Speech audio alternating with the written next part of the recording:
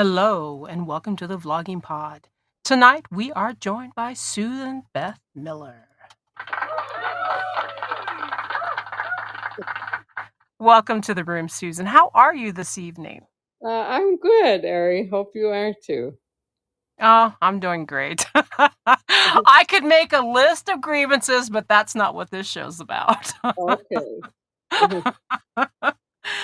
Now, Susan, I like to do a little bit of research on all my guests, and I found what's really, truly interesting is that you're a clinical psychologist. Is that correct? Yes, that is correct. For many, many years. Wow. Awesome. Would you want to talk to our listeners a little bit about their career? Sure. I actually have a kind of a dual career, Ah, which has been the case for a long time. I'm kind of split between my work as a clinical psychologist and my interest in writing.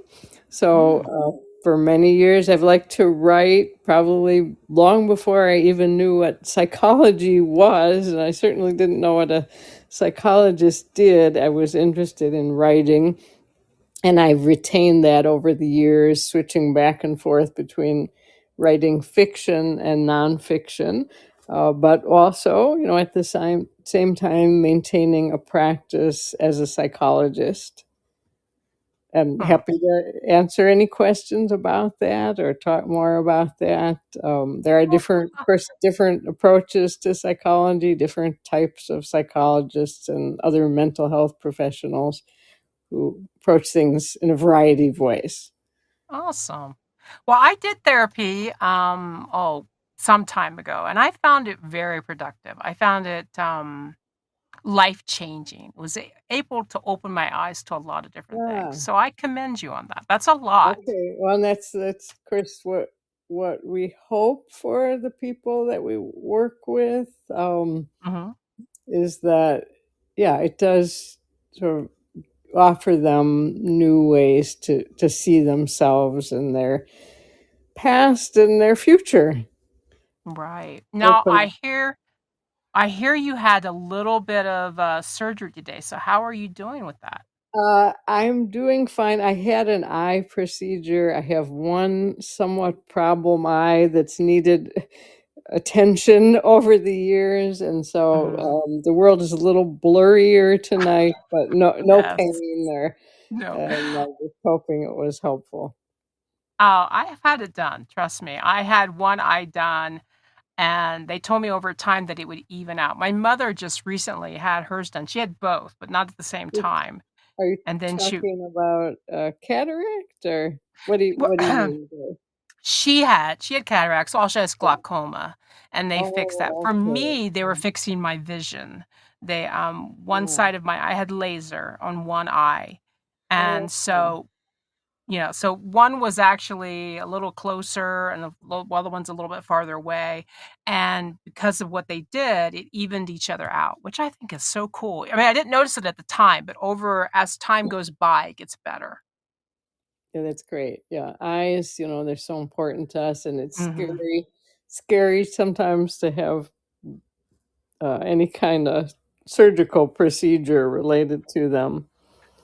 Well, one thing I learned, and hopefully this is helpful for you, and I've told my mother about it, is for a little while your eye's going to be dry. So blinking, trying to do your blink to create the moisture in your eyes helps. Truly Oh, does. okay. Okay. Well, Yeah, because for they've given me so many drops that I might not have that problem, but keep it in not mind. yet. Yeah. No, thankfully. Yeah. Yeah. Yeah. Well, hopefully you don't have that problem. I know my mother had a little bit too, and they had to give her some things this last time because of the dry eye.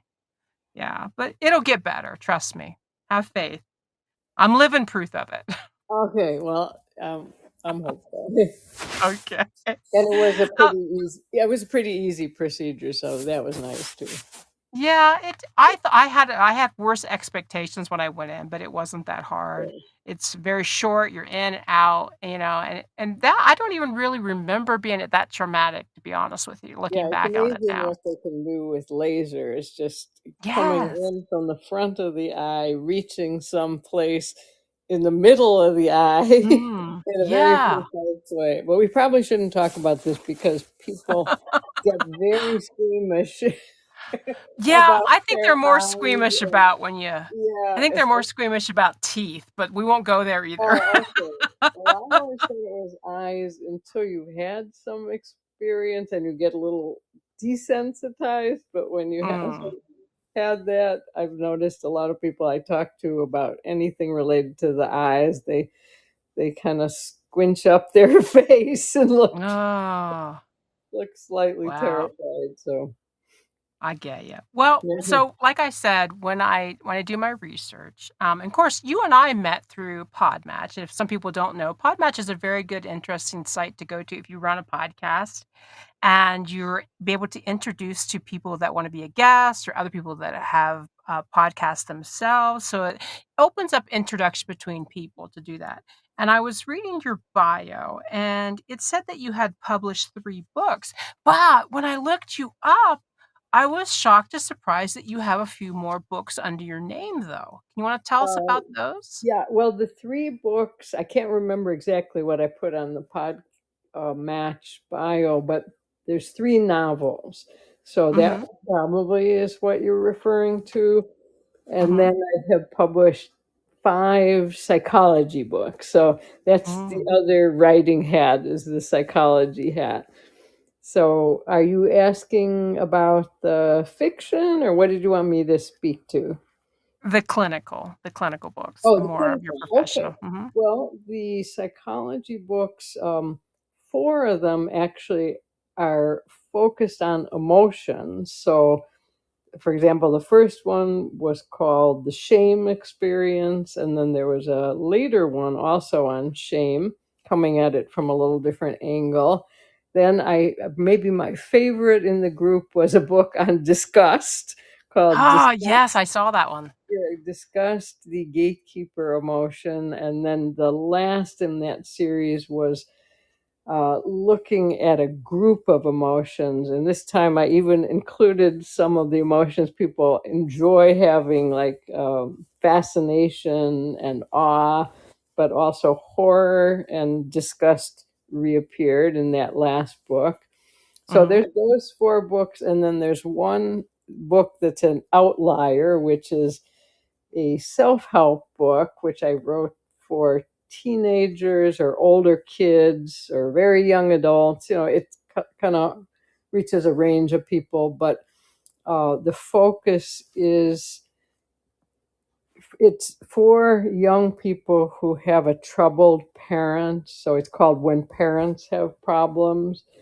Mhm. So, for example, if a young person is living with a parent who's extremely emotionally immature or has maybe a mental illness or a drinking problem, alcoholism, really was trying to speak directly to the young person who's trying to grow up in as healthy a way as possible and learn life skills, and maybe has a parent who either is just no help at all or is in some cases actively interfering with the child or young adult's efforts to grow up in a healthy way. And there Mhm. are a lot of books that are written for parents who have a troubled child or feel like they're having a lot of trouble with their parenting. But this one is actually trying to speak to the young people. Right. Now, speaking of young people, your newest book, is geared more to young adult. And before we dive a little bit deeper in that, when you go from clinical books for psychology and you go into young adult, did you find the branch over a difficult, or was it easier, or was it a smooth going right into it? In the sorry, I got a bit of a cough here. No, that's I all like right. that might be some of those medications from the eye procedure sort of I'm making sorry. their way down into the throat, I'm afraid. Mm. um, but Yeah, that's an interesting question. I think for me it was pretty natural in some ways. Writing for younger people comes somewhat easily to me because it's Mhm. you just adopt a kind of a natural tone, down to earth, throw off the jargon. So I think it was a pretty smooth transition. Oh, that's good.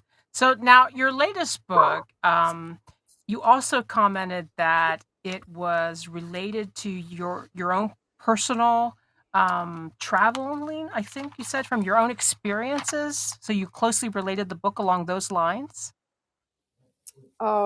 The most recent book is a young adult novel called "By the Way, I Love You," Mhm. and that Which one. is the title of our room tonight. Just Great. yeah. Okay. Yeah. Now that one was not travel related. You might be speaking of the previous novel, which Oh, was okay. called "A Beautiful Land," which did have some tie-in to travels that I had done. But the young adult novel actually is set in a community that I know well because it's my current home community, which is Ann Okay. Arbor, Michigan. And I was a student here, so I know the university well, and I did decide to use that setting for this story.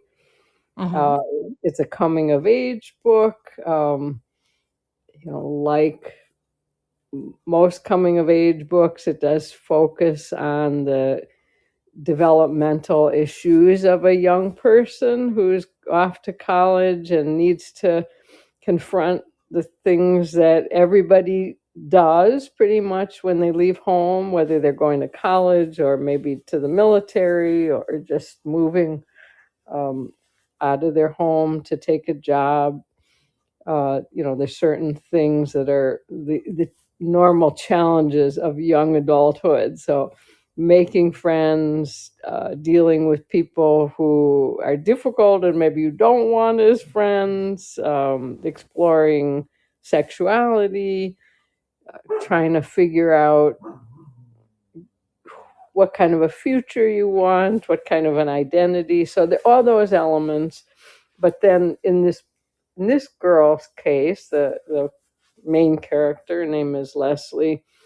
I was trying to look at what it was like for somebody who has a particular challenge in that she lost a parent not too long before she left home.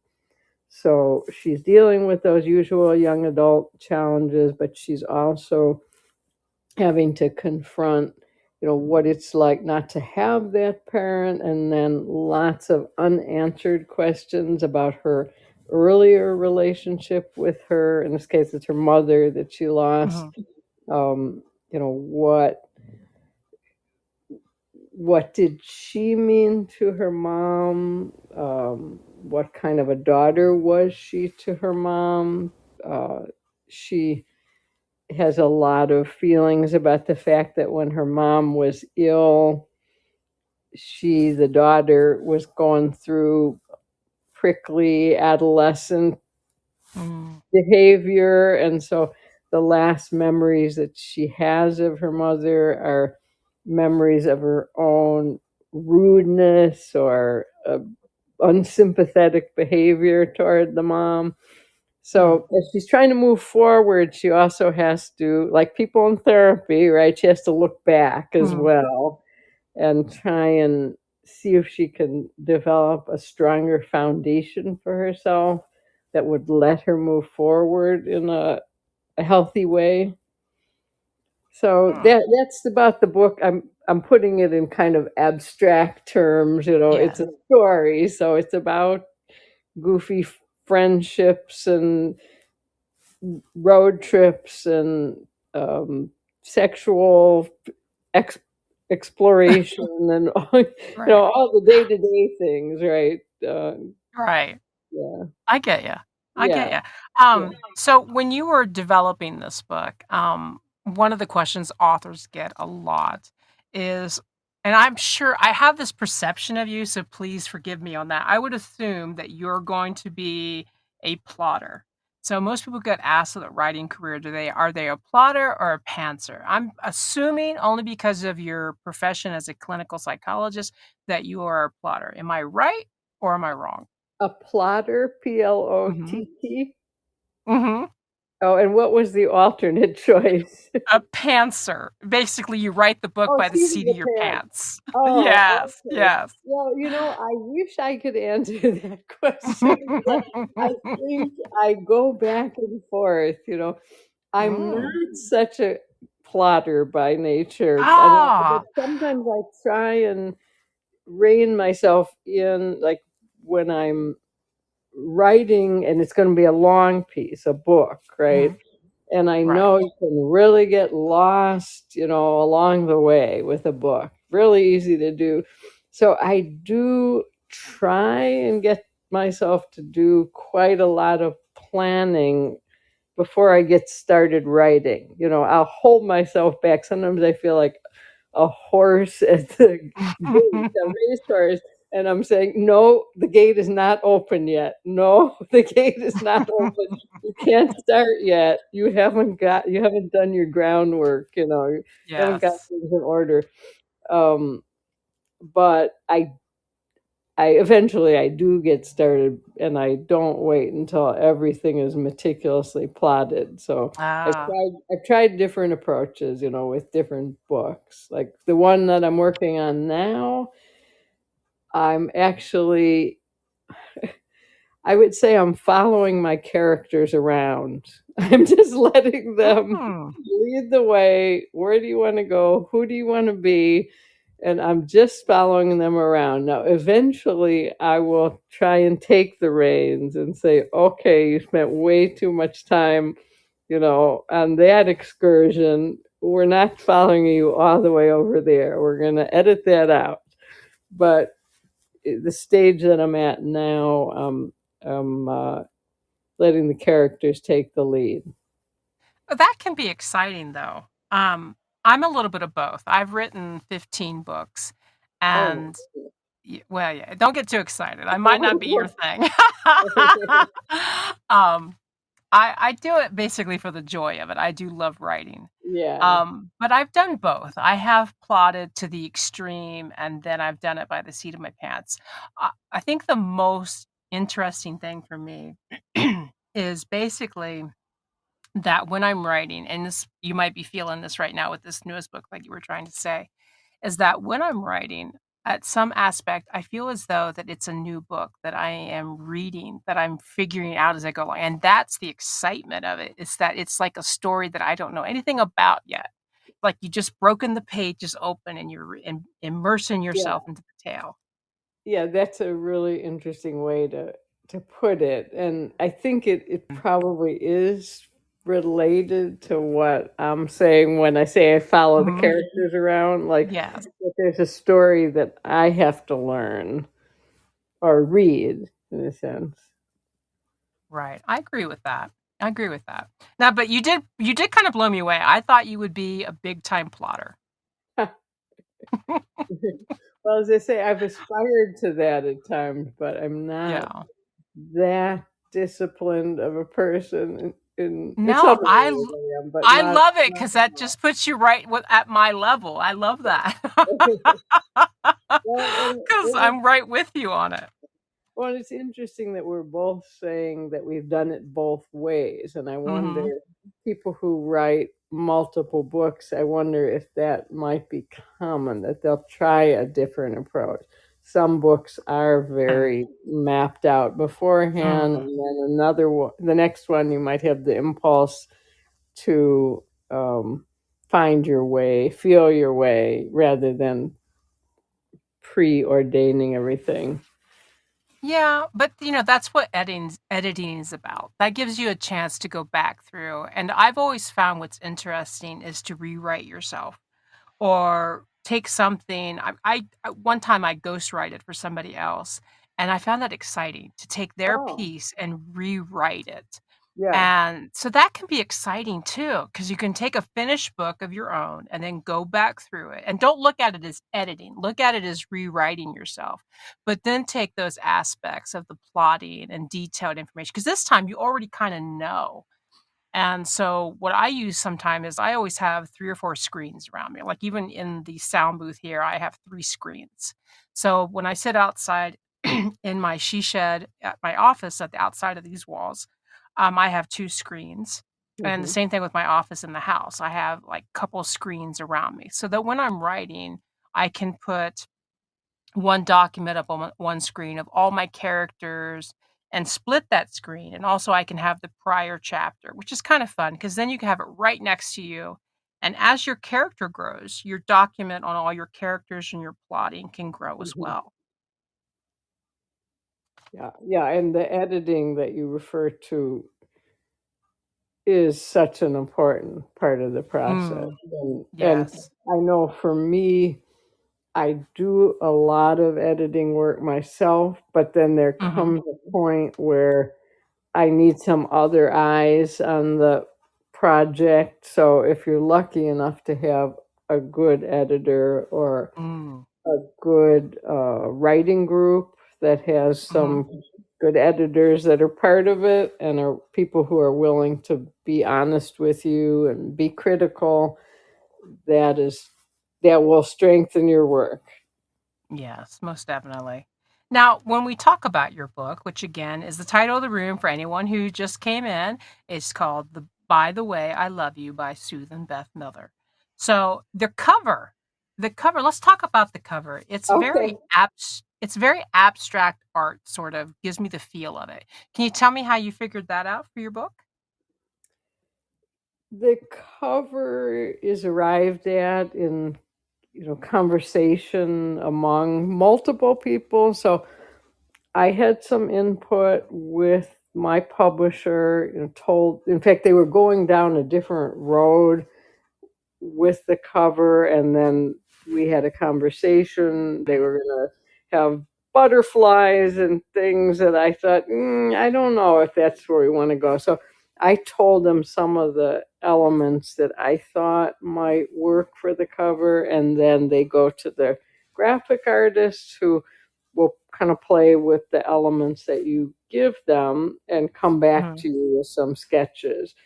So in this case, there's a kind of a silhouette of a person. You can't really tell gender. It's in a hoodie. mhm, Um, and then sort of growing out of the image of the person are flowers and branches and natural things. So mhm. it picks up a number of themes from the book because the central character Leslie has a hoodie that's really important to her. It's part of her history. It's something she left home and she where her dad lives, and she goes and looks for it and finds clothes that belong to her mom who she's lost. So it's an important plot element, and I think it also conveys something about the character because on the cover the hood is up, so it's kind of covering, and Leslie is a pretty self-protective person, Mhm. hides a bit, so that hiddenness kind of worked. And then all those natural things that are represented, the flowers and the branches, speak to one of the plot lines in the story, which has to do Ah. with the character kind of falling in love with a natural area that then is threatened by development, and she has to figure out whether she has the courage to speak up in defense of it. So Mhm, there's a plot line there, and it's a important one in that she's feeling that she failed her mother, like she couldn't really um, nurture her mother as her mother was dying. but Mm. now she has an opportunity to protect or advocate for, nurture this bit of Mother Earth that she's become attached to, which is threatened too, just like her actual mother was threatened by illness. So Mhm. for her, it becomes a test of her ability to be courageous and move toward adulthood, seeing whether she can speak up on behalf of this cause that she cares about. So those are some of the elements that show up in that cover. Nice. So now what's next for you, Susan? What's gonna be the next big adventure? I know you said you're writing something out. Can you tell us just a little bit about it maybe? Can we sneak a peek? I am writing a novel. But this one is not pitched for young adults. It's got two central characters that each have a sort of an Mhm. individual emotional problem that they're wrestling with. They're kind of oddball characters in some ways, but they're drawn together, and in some unexpected ways they are able to help each other with their individual struggles. And one of them, the woman, is a bartender. She owns a bar. They go on a road trip, and the road trip. They go on a road trip. The focus of which is to go to all the places that are the world's largest. So, like the world's largest ball of twine, or the world's largest pencil, or there's some very strange ones in the world, as it turns out. There's actually the world's largest pair of underpants someplace. Oh So, god. so they're hopping, from one silly monument to another. But meanwhile, they're they have a relationship with each other that's evolving. Nice. It seems So like your books really have a layer of growth. So, does that come a lot from your, clinical psychology career? that a kind of theme of growth or Yeah, individual like growth. where the characters Yeah, have a lot of growth, that they go through things but are able to, pull themselves together, conquer yeah. whatever obstacles.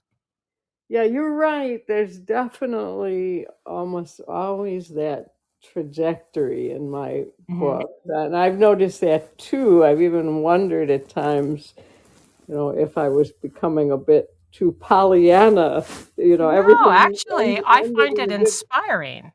I But find it inspiring.